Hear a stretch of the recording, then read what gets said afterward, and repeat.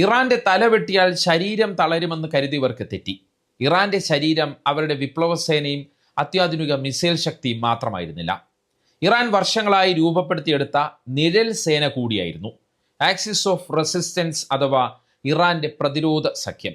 ഹമാസിനെ ഇല്ലാതാക്കി, ഹിസ്ബുള്ളയുടെ തലവന്മാരെ വധിച്ചു, ഇറാന്റെ കമാൻഡർമാരെ ഓരോന്നായി വധിച്ചു, ഇറാഖിലെ മിലിഷ്യകളെ നിശബ്ദരാക്കി, ഹൂതികളുടെ ശേഷി കുറച്ചു.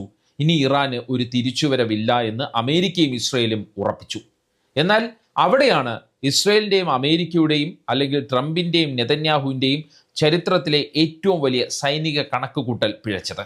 യാഥാർത്ഥ്യം മറ്റൊന്നായിരുന്നുവെന്ന് ഇപ്പോൾ ട്രംപും നെതന്യാഹുവും മനസ്സിലാക്കി കാണുമെന്നാണ് പ്രതിരോധ രംഗത്തെ വിദഗ്ധർ വിലയിരുത്തുന്നത്. നിഴൽ യുദ്ധങ്ങളുടെ തമ്പുരാക്കന്മാരായ ഇറാൻ സഖ്യസേനകളെ രഹസ്യമായി പുനരുജ്ജീവിപ്പിക്കുകയായിരുന്നു. അതാണ് ഈ സംഘർഷത്തിൽ അല്ലെങ്കിൽ ഈ യുദ്ധത്തിൽ നിർണായകമായത്, ഇറാന് നേട്ടമായി മാറിയത്. ഇറാന്റെ പ്രതിരോധ തന്ത്രങ്ങളുടെ ആഴത്തെ അത് നോക്കിക്കാണുകയാണ് ഈ വീഡിയോയിലൂടെ.